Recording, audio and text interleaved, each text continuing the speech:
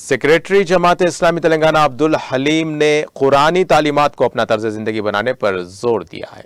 मौज़े नंदी पेट में मस्जिद बनते अली में जमात इस्लामी नंदी पेट की जानिब से पैगाम कुरान के मौजू पर मुनक़दा प्रोग्राम में मेहमान खुसूसी थे। अगर हम कुरान पाक से जुड़े रहें तो दुनिया और आखिरत में कामयाबी हासिल करेंगे।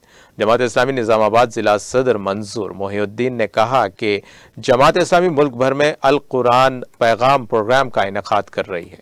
कुरान करीम अल्लाह का कलाम है, उसके मायने हैं। उन्होंने कहा कि पढ़ना और पढ़ना उनका हक है। अगर वो उनकी तालीमात पर अमल पैरा हो तो ये सरबुलंदी का बायस बनेगा।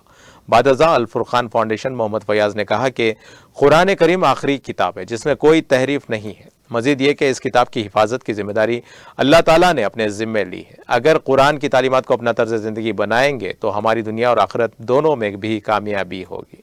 इस तकरीब में मंडल मुस्लिम कमेटी के सदर कलीम, नंदी पेट के सदर अहमद खान, जामा मस्जिद के सदर जावेद, जमात इस्लामी नंदी पेट के कन्वीनर फारूक खान और अवाम की कसीर तादाद ने शिरकत की।